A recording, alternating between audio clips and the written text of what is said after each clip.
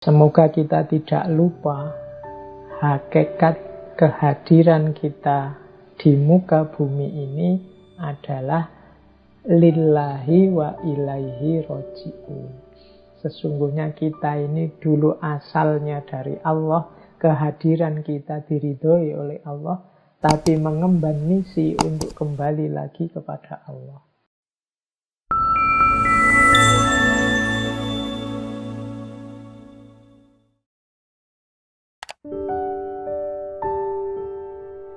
Bismillahirrahmanirrahim. Assalamualaikum warahmatullahi wabarakatuh. Baik, nah kita awali sekarang muhasabah kita dengan menengok status jiwa kita. Ini kalau saya Inggriskan state of soul. Ini saya ngambil dari Imam Ghazali, saya mengambil dari Syekh Abdul Qadir Jailani, saya mengambil juga dari Imam Mawardi. Pernah juga menjelaskan level-levelnya jiwa. Nah, ayo kita lihat. Dari 4 level ini kita ada di mana? Jadi ada kondisi jiwa yang paling rendah, kondisi jiwa yang amarah. Kemudian lebih tinggi satu level, kondisi jiwa yang lawamah. Kemudian nambah satu level lagi, kondisi jiwa yang mulhamah. Dan puncaknya adalah kondisi jiwa yang mutmainnah. Sekarang kita tengok diri kita ini ada di level mana. Kalau kita ini masih senang melakukan hal-hal yang dilarang, dosa, maksiat, dan yang sejenisnya, dan merasa biasa saja, nyaman saja melakukan yang seperti itu, berarti kita ada di level jiwa yang amarah. Jadi wis dosa tapi seneng atau nyaman, salah tapi enjoy aja. Nah, ini amarah. Jadi ngerti sih kalau bohong itu dosa, ngerti sih kalau bikin hoax itu dosa, ngerti sih kalau membuat fitnah itu dosa, tapi nyaman saja, seneng saja Pak. Saya lihat orang gegeran rame. 1-2 kali saya pernah ada yang ngomong begitu. Suka saya Pak kalau lihat orang itu konflik. Kalau sepi tidak asik Pak. Yang asik itu kalau ada orang gegeran, sekali-sekali dipancing dengan berita-berita bohong.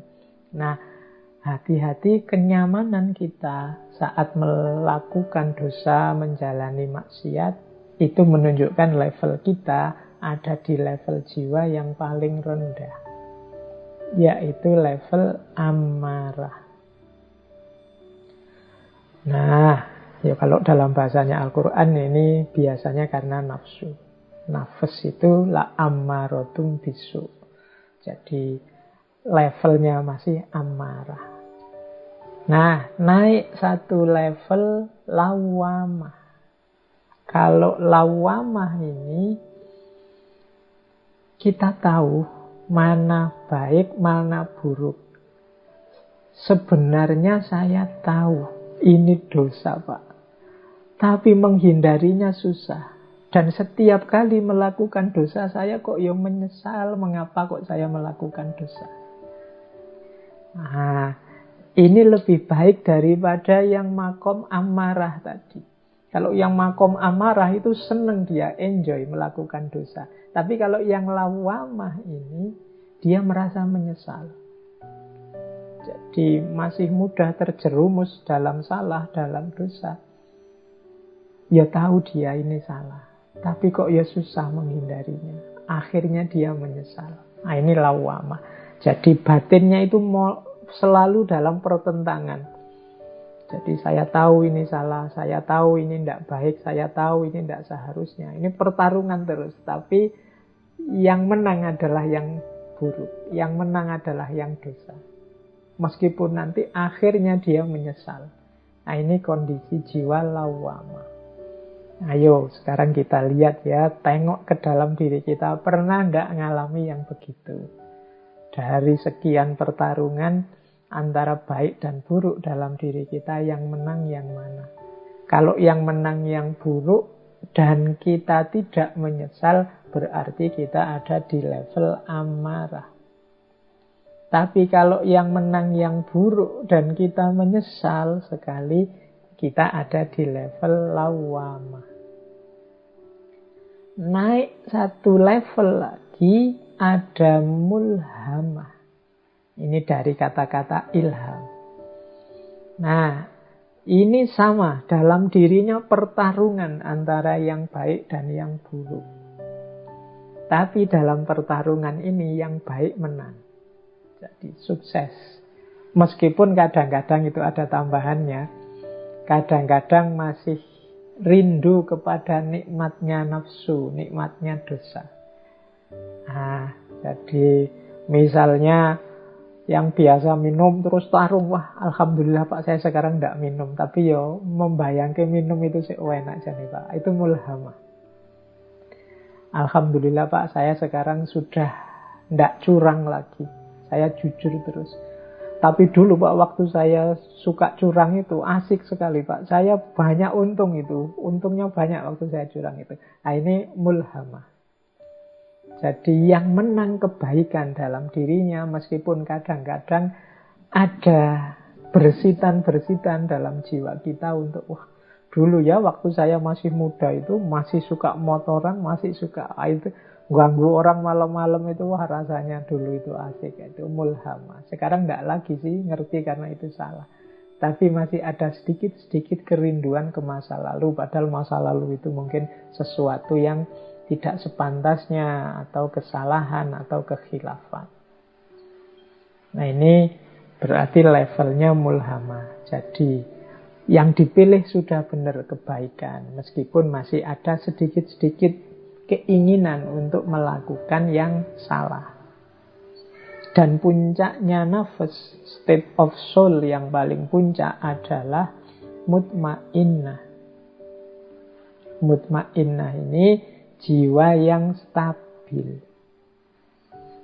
tenang, mantap dalam kebaikan. Kalau ini sudah tidak ada pertarungan lagi. Jadi sudah mantap, stabil dalam kebaikan. Jangan lupa kalau di surat Al-Fajr itu, ya ayatuhan nafsul mutmainnah irji'i ila rabbiki radiyatan mardiyah. Nanti yang bisa mulus langsung hadir ke hadapan Allah adalah jiwa-jiwa yang makomnya sudah mutmainnah. Berarti jiwa yang sudah stabil, tenang, mantap, nyaman dalam kebaikan. Ayo. Nah, ini bahan pertama untuk teman-teman besok mungkin mau muhasabah. Ayo dicek level jiwa kita ada di mana. Kita ini masih tergolong amarah, lawamah, mulhamah, atau mutmainnah. Jadi mari sibuk dengan diri kita dulu. Tidak usah pakai teori ini untuk nuding-nuding orang lain. Ayo dibereskan dulu diri kita. Nanti insya Allah kalau sudah mutmainnah, ada jalan untuk membantu orang lain menilai diri mereka. Tapi untuk tahap kita yang awal, ayo kita menilai diri kita sendiri.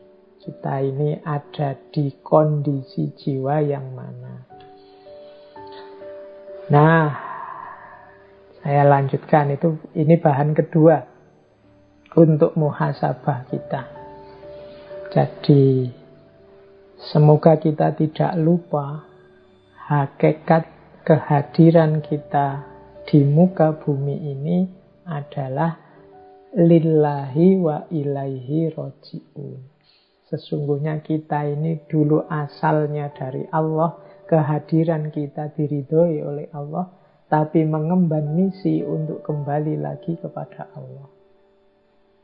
Nah, manusia dengan segala karakternya apakah kelebihan maupun kekurangannya itu membawa misi ilaihi roji'un. Maka semangat muhasabah adalah semangat menilai rute perjalanan kita. Apakah memang rute kita ini sudah lurus ilaihi roji'un? Ibaratnya GPS-nya ini sudah benar enggak, kita ini arahnya nanti akhirnya Allah. Atau jangan-jangan kita sudah melenceng jauh. Atau jangan-jangan kita selama ini mandek saja, enggak berkembang-berkembang.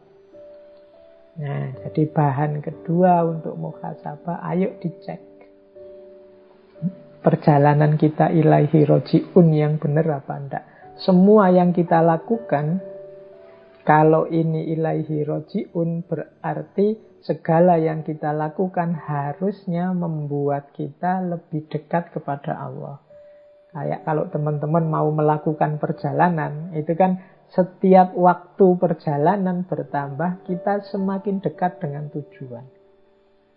Kalau memang tujuan kita Allah, ilaihi roji'un, berarti apapun yang kita lakukan, baik dalam bentuk kata, perbuatan, pikiran, itu harusnya membuat kita lebih dekat dengan Allah. Berarti perjalanan kita sudah benar. Tapi kalau perjalanan yang kita lakukan malah menjauh dari Allah atau tidak tambah dekat dengan Allah, ya berarti kita salah jalan atau mandek. Nah, bekalnya apa ilaihi roji'un itu di catatan saya ada 4. Ya ini gambar peta lengkapnya, ya manusia itu punya 2 amanah. Yang pertama amanah kehambaan dan amanah kemanusiaan. Menjadi manusia yang baik dan menjadi hamba Tuhan yang baik. Itulah jalan ilaihi roji'un. Yang satu tidak boleh menafikan yang lain. Jadi yang satu dan yang lain saling mendukung. Jadi kehambaan dan kemanusiaan itu seperti 2 sisi mata uang. Kalau kita jadi manusia yang baik, berarti sekaligus saat itu kita juga hamba yang baik. Dan wujud dari seorang hamba yang baik itu manusia yang baik. Jadi ini 2 hal yang satu paket. Makanya kalau dalam Al-Quran, kalau teman-teman jeli, ayat-ayat ibadah itu selalu nyambung dengan kesalehan sosial, dengan efek kebaikan moral atau kebaikan akhlak kemanusiaan. Nah, silahkan nanti diteliti bagaimana puasa itu punya efek menahan diri, bagaimana sholat itu tanha anil fahsya wal mungkar, bagaimana zakat itu membersihkan harta dan lain sebagainya. Jadi kehambaan dan kemanusiaan itu satu paket lengkap yang disitulah kita rute yang harus kita tempuh menuju Allah. Bekalnya 4. Jadi yang pertama adalah pengetahuan, yang kedua kesadaran, yang ketiga kebaikan, dan yang keempat perbaikan. Nanti satu-satu saya jelaskan. Kalau pengetahuan jelas, tidak mungkin kita bisa ilaihi roji'un tanpa ilmu. Tetap kita butuh ilmu, butuh pengetahuan. Makanya mencari ilmu itu wajib. Tolabul ilmu itu fardhotun. Mengapa? Ya, dia jalan utama yang pertama yang harus kita miliki untuk bisa nyampe menuju Allah. Tapi tentunya tidak berhenti di pengetahuan saja. Pengetahuan saja, ya nanti akhirnya hanya memperbanyak koleksi perpustakaan atau memperbanyak bahan debat dan dialog saja. Harus ada kelanjutannya, yaitu kesadaran. Kesadaran itu berarti kemampuan dan kemauan untuk menjalankan pengetahuan tadi. Banyak orang pinter yang tidak sadar. Itu yang membuat kadang orangnya pinter, tapi manifestasi pikiran dan perbuatannya tidak relevan dengan ketinggian ilmunya. Berarti dia kehilangan aspek kesadaran. Jadi banyak yang ilmunya tinggi tapi tidak sadar, maka ilmu itu hanya nyampe di mungkin mimbar-mimbar diskusinya, tapi kelakuannya tiap hari tidak berubah. Maka setelah ada pengetahuan, butuh kesadaran. Saya definisikan tadi, kesadaran itu kemauan dan kemampuan untuk menjalani. Kemudian setelah sadar, ya kebaikan ini saya terjemahkan ringkas dari amal soleh. Jadi disinilah manifestasi fisik, manifestasi nyata dari pengetahuan dan kesadaran kita. Jadi ya tahu, ya mau, dan akhirnya dijalankan beneran. Nah, ini 3 level pertama. Pengetahuan, kesadaran, kebaikan. Nah, yang keempat, ini karena kita tahu bahwa hidup kita ini tidak sempurna, kita ini banyak kekurangan-kekurangan, kita ini banyak kelemahan-kelemahan, maka pengetahuan dan kebaikan yang kita jalani juga sifatnya selalu perlu diperbaiki. Jadi selalu perlu ditingkatkan lagi. Maka ada unsur yang keempat, yaitu perbaikan. Jadi perbaikan ini maksudnya berarti ya kita tidak berhenti merasa diri kita sudah tahu dan sudah benar, baik dalam pikiran maupun perbuatan, tapi kita juga sadar bahwa kita ini perlu ditingkatkan lagi, perlu lebih baik lagi, lebih baik lagi. Makanya di situ yang keempat saya tulis perbaikan. Jadi pengetahuan, kesadaran, kebaikan, dan perbaikan. Ini jalan kita ilaihi roji'un.